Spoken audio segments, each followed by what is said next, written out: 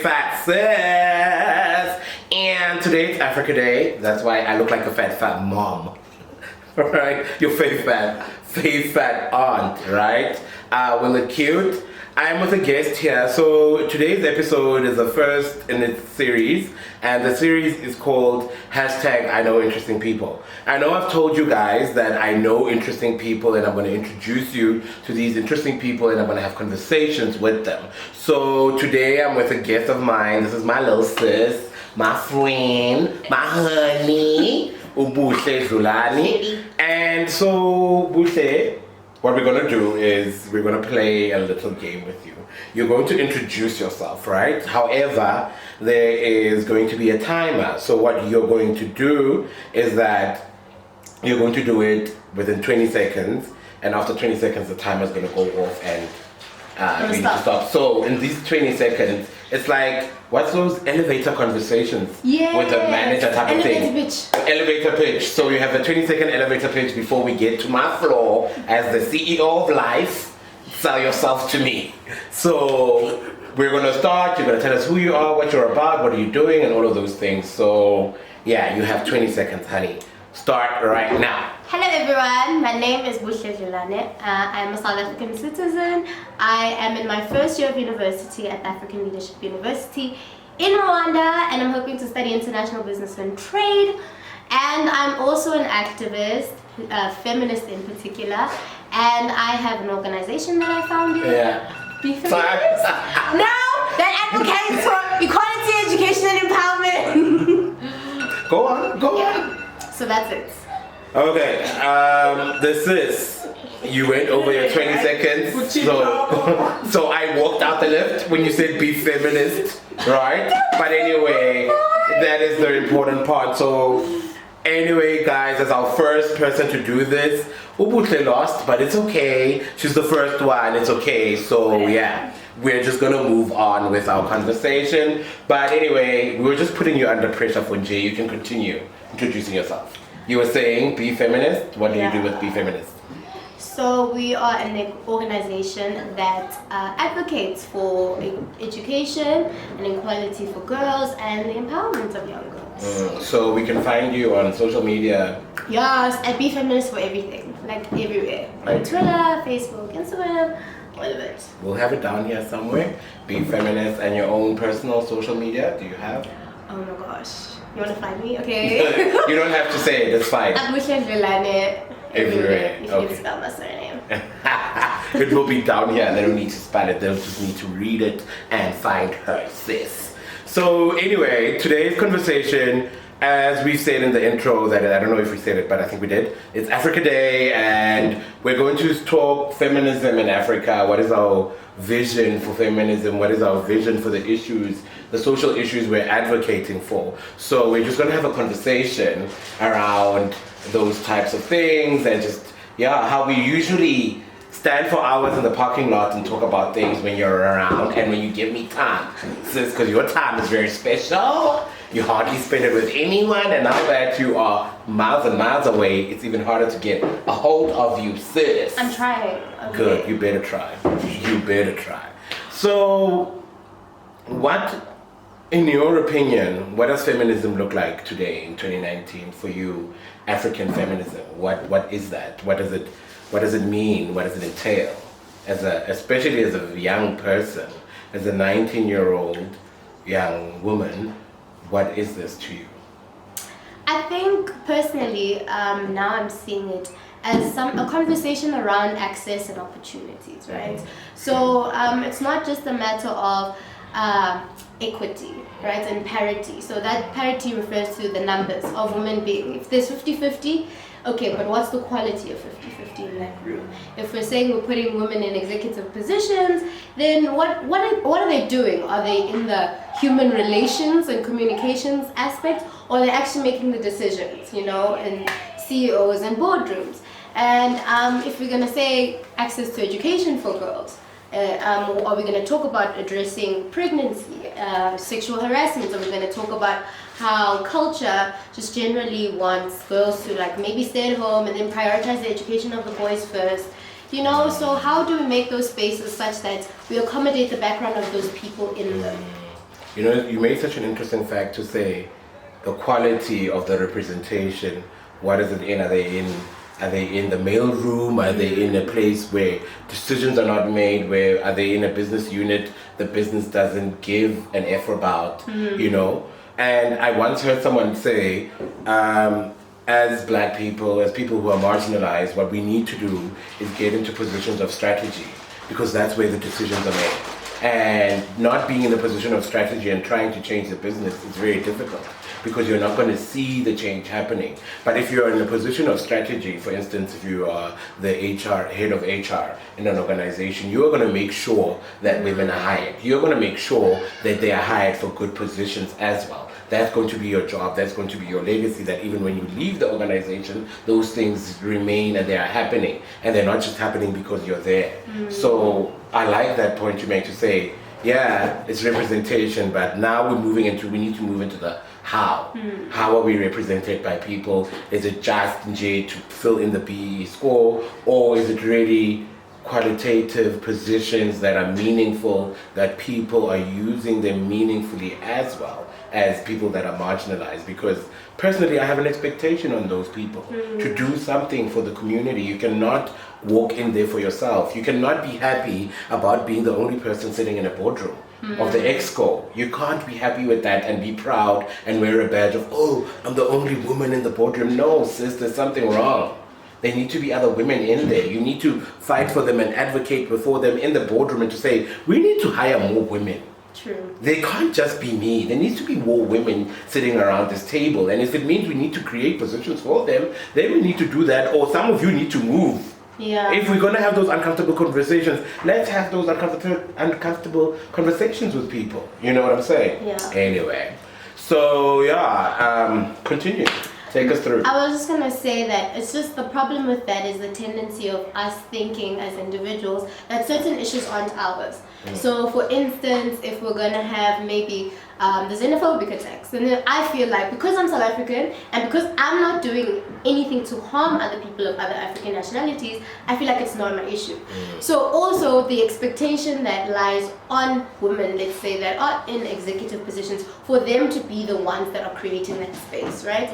The only ones to create that space. I think that's a huge liability that we place on people. It's almost like expecting the one black person in the room to bring everyone in. It's just like, no, it has to be everyone's mandate. And I think maybe that's a bit of a difficult penetration point I've had with the activist and being a feminist point of view, is that most of the time I find that I need to make it important to certain people to tell them that, you know, actually women deserve better, right? But also on the spectrum of men deserve better in terms of being treated as beings that they want to be, not this toxic masculinity that they have to sort of upload for no reason, that they didn't choose to do. Right. So it's a bit of a tricky concept. It's a bit, I hear what you're saying in terms of everybody needs to, it needs to be everybody's responsibility at the table.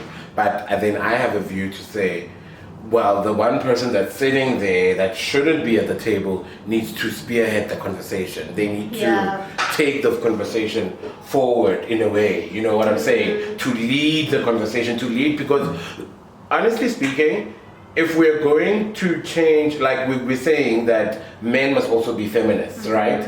But we cannot expect them to just be feminists without them being led by the people who know what they're talking about. So it's the same thing as if I work for a political party and I want to recruit you. I'm not just going to expect you to just be a member of the political party. I'm going to come and tell you, what is this political party about, and this is what we expect you to do, this is what we want you to do, and so on. I don't know if I'm making sense. You know what I'm saying? So that you can lead the conversation between us about the political party, and once I grab onto it, then I move with the conversation as well, and, you know, I take it further on my side, but you have ignited it, you have sparked it. What you're doing a disservice of is sitting in the boardroom and being quiet. Yeah, and that's where I think quality matters. When I was saying that if you're going to put a person in the room, make sure they're as effective as possible. Because those rooms can get quite hasty, and inferiority complex does come in. We have a history of it. We can't downplay it. And somehow it needs to be navigated with. And people need to be given the right tools to be in those rooms and not act like, you know, they've been raised to be in those positions. Yeah, true. That's interesting. So now tell me, as a young person, and today we're celebrating Africa Day, and it happens to be the day of inauguration of our current president, President Ramaphosa. As a young person, what is South Africa to you? What does South Africa mean to you as a young person who didn't even grow up in apartheid, but growing up with the remnants of apartheid, of what apartheid looks like? You know what I'm saying? What does that mean to you? Oh my gosh. I know, right? Am I asking you deep questions? Yeah. You're asking, like, that was quite intense. It hit quite close to home. I think as a person who hasn't experienced it, and sometimes I get quite tired when the conversation is brought up because I didn't experience it. That does tend to happen, right? But I felt that it has to come from an educational perspective now, from myself. Because I didn't experience it as a person firsthand, I need to read about things before I can, enter spaces and think, oh, do you know who I am? It's like, no one knows who you are because you don't even know who you are, right? There's a lineage that I kind of need to trace and be like, what is this? So what did South Africa look like? What does it look like now? And how do I want it to look like? And where do you fit in this current South Africa, and what South Africa do you envision for the future, right? So what South Africa do you envision for the future? What South Africa are you fitting in right now? Yeah, that's the difficult question, but I'm trying to kind of think about it in a way of a South Africa full of a lot of choice and people not being penalized for the choices that they make. So although we have freedom, there's a sense of quality of freedom that's also lacking. I think quality is quite a conversation that I'm moving towards to now, which is to say that as a black person, if I decide that I want to be a certain thing as a black child, then there's spaces for me to do that. And there's spaces for me to grow in that, such that there can be more of us and a lot of representation. Because even though there is representation now, it's mostly in politics, which is maybe not necessarily my interest now, but if I look in executive spaces, I'm like, where are my people? If I want to be in a corporate space, if I want to be in, I think the artistic space is doing it quite well in terms of like movies, those kinds of things. So it's a space that I can just be, and it's okay, right? The Constitution says it's okay, but like now in terms of implementation. The same thing with the gay and lesbian rights in the Constitution, but now how do we translate that into society where there isn't killings of lesbians, there isn't, homophobia. So anyway, Buhle, you've told us that you are at, what are you doing? I don't know, this is my first time filming, so I'm like, hey mom, can I send a shout out? Send a shout out, please. I would like to send a shout out to my mama. She's in the room. Emma Gran. Cuties! I'd like to send a shout out to my whole family. And DOS, my squad, my friends, and then all my friends from Rwanda. Four of them. Listen, we need to tell the people we have our own secret thing that we like doing. Oh my gosh, really? We're very woke people, as you've heard the conversation. We're very, aware, but our escapism is the Kardashians. Oh my god, really? And you're not gonna judge us. Because you know what your problem is? I'm gonna tell you what your problem is. Your problem is, and that was Courtney telling Kim. So we have a thing where we'll call each other, and just to make each other laugh and make life lighter, because we have such heavy conversations, we will go on like the Kardashians. They don't even know what we do, because, oh my gosh. But he's so annoying sometimes, it's annoying. And then we have Chris, which is my mom. Oh my gosh. She's annoying. She is so annoying, and I try, and I feel like I suck at this accent thing, and I think she does it perfectly. Of course I do. She is so annoying. Can you hear? Kim, you're annoying. You're whatever. Okay, bye. Love you. So I enjoy this so much. It's like a crazy thing that we do, guys. So if you hear us speaking like this throughout the interview, just know a little bit of our Kardashian side is coming out, and you will not judge us, okay? Judge Judy. Catch these hands. these kids. Anyway, So, Buhle, you go to ALU, which is African Leadership University. Tell us a bit of how you got in there and how's that working out for you, boo? Okay, let me start. Okay, so my introduction to the AL group, let me say that first. So there's an African leadership group, and I was doing the event for Bee Feminist, the very first one. And one of the guest speakers brought her friend, and she was, I didn't know, but she was a recruiter of the African Leadership Academy. So she came and she visited, and she was like, oh my gosh, I'm absolutely in love with you. Can you please just like come and see our school and see if it's a platform where you would like to be, and see what we do and whatever. So I went to the African Leadership Academy, and I fell absolutely in love with the whole vision of them trying to develop, the next generation of African leaders. And I was completely immersed. So it's a school in Hunni in Johannesburg, and then I said I should apply, whatever. That was great, but then I didn't know that there was also an African Leadership University. So then I checked, and I was like, oh, okay, it was after my matric year. I wasn't going to school yet that year. I was taking a gap year, and then I saw, and then my mom was like, oh, how did a black parent respond to a gap year? How did you convince her? I'm a good quality child, So my mother trusted me enough, and she didn't understand what the hell. Yeah, we might drag her into this conversation to verify receipts, those kind of things. Yeah. But she trusted me enough, and I also didn't necessarily not have a plan. I wanted to do certain things, and I presented those, and it was a good argument, even though most of it was just like, I don't know, I'll figure it out. Yeah. And so I got to see that she gave me the information about the scholarship, and I was like, okay, maybe I don't even know if I'm gonna get it, but like, let me just do it. So then I applied for the Mandela Centennial Scholarship, and then like they called on the 18th of July. They were like, no, they didn't call. I saw on Twitter, I saw my name, and I was like, oh, mommy, I got it. They're gonna pay for my school. That's all I wanted. I just wanted someone to take the bill, to pay for my school fees, and then I'll figure the rest from there. I want someone to pay for my makeup. Okay. But that's okay. Whatever. Yes, continue. Whatever. And then that's how it came about, really. And then September, I flew to Rwanda, not knowing what the hell, chasing some dusty dream that I don't know what is. But I was just immersed in the fact that I was going to be in an environment where I would learn from other people, and they were going to be Africans, and we were somehow going to shape our own narrative, and that drew me to it. So. I love this kid, yo. Even me, I love me. Shut up. Shut up. So, in closing, the serious stuff, we're going to go into a little game here at the end, towards the end rather. Well, we are at the end, guys. So, in closing, I just want to ask you, once you finish, I know you don't know what it looks like finishing your degree, finishing your studies, but this has opened, I always say this to you, that this has put you on it has changed the trajectory of your life. It has put you on another level that you could have never dreamt about. It is going to open worlds and doors for you out there in the world to go and exist and be an awesome black girl magic custodian.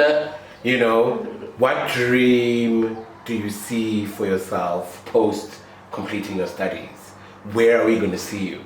Because I know people are going to look back on this moment and see you wherever that is, and be like, oh, and be like, that dusty girl. That dusty girl. And I know interesting people. That's who she is, right? So where do you see Buhle Dlulane in the next, when she completes a degree in the next 2-3 years? I don't know the space, but I do want to be in a position of creating opportunities for myself and other people, and particularly in the realm of educational and economic opportunities, in those two realms, for women in particular, and for, I want to say, marginalized people. Yeah, say it. For marginalized, that's where I'm coming in. Groups. Yeah, you're going to do it for the marginalized group as well, marginalized people as well. Yeah. I'm on my side working with you because I know we're going to work together. I'm bringing the LGBTI community to this table. Hey! You know what I'm saying? So yes, please say it. Just for let marginalized. me Excuse me? Nothing. It's fine. She's weird.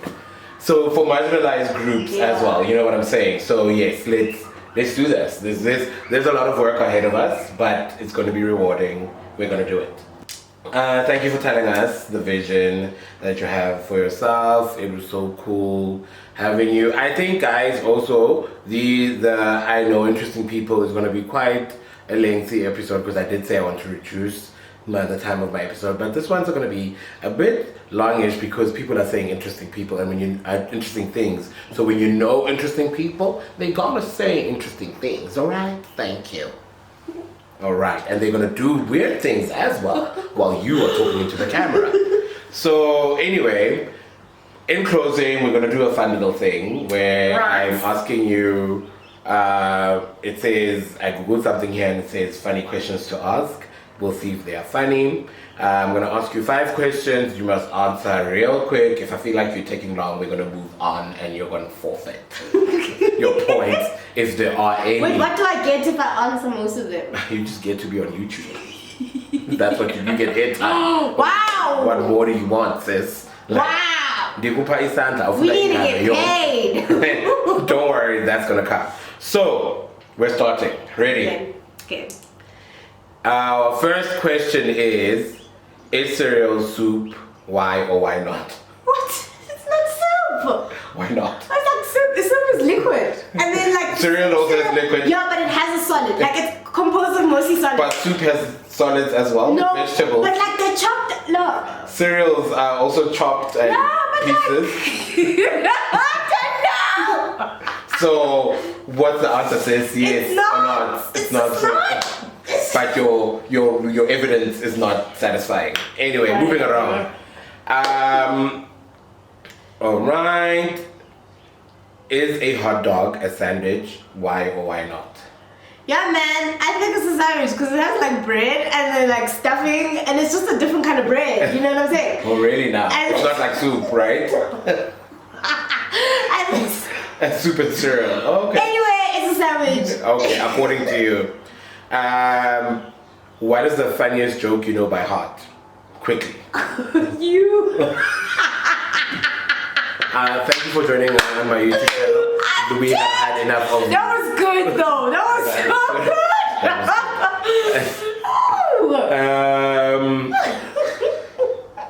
What kind of secret society would you like to start? How many questions was that now? I lost count. You asked 3. 4th one. What kind of secret society would you like to start? A secret society that gives women opportunity. Yes, we will start that one. Toilet paper over underwear. Toilet paper is much more useful. Sometimes I feel like underwear is just a lot. Like there's no need. Like literally, like why was it designed? Like you know, for this question, certainly for everybody out there, I would wish for a toilet paper. Yeah, same. Because we will end up with and then you have to wash it. And underwear is expensive, yo. Okay. That was outfit. They are very dodgy. Okay, cool. There's a lot more, but we're done. Thank you so much for joining us. Thank you for doing the funny Thanks questions. for having me. I'll come back. Yes, you're definitely coming back, but with a degree, you know, with a picture of you and our president, with a picture of you and Obama, with the things you're doing out in the world, you know, go out in the world and conquer and bring them back to Terrie Talks. Oh, thank you for being the first at hashtag I know interesting people. Thank you. Bye guys. Don't forget to like, comment, and subscribe. Yo. She's been weird. She has been. Bye. Is that my mom? Yes. We're done.